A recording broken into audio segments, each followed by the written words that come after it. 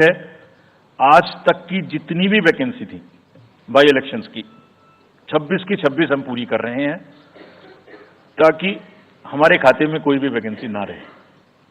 और ये उसी फेज में होंगी जिस फेज में पार्लियामेंट्री इलेक्शन उस पर्टिकुलर इलाके में हो रहा है।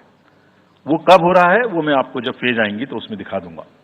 But all the 26 assembly constituencies will go to the by-poll so that during this election itself we can complete this entire process. अगर आपने नोट कर लिया हो तो now I come to the assembly elections.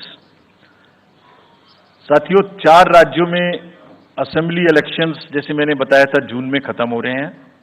Sikkim जो 2 जून को with 32 assembly seats, Orissa June 24th June with 147 assembly constituencies, Arunachal Pradesh on 2nd of June with 60 assembly constituencies, Andhra Pradesh on 11th June 24 with 175 assembly constituencies. These are the simultaneous elections to the parliament.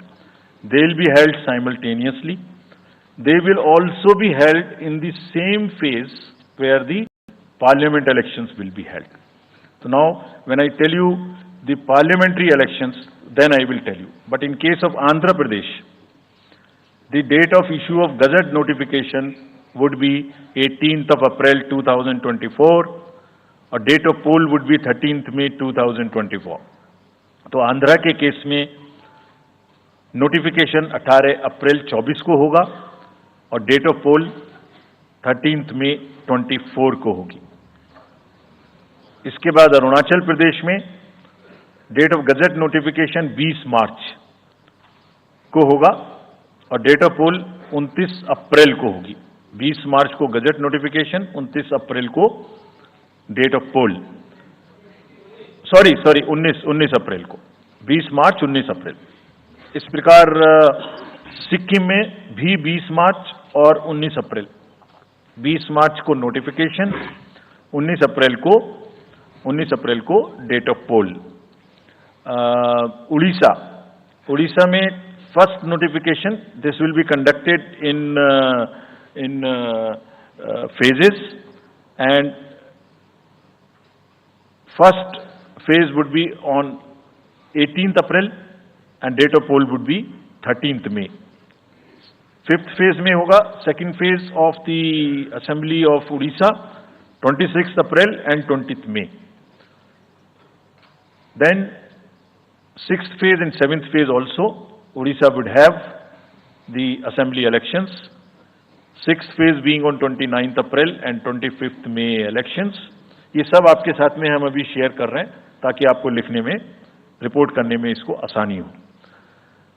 Coming to the general elections to the Lok Sabha, जो विश्व का सबसे बड़ा लोकतांत्रिक त्योहार है, सबसे बड़ा लोकतांत्रिक त्योहार, बिगेस्ट।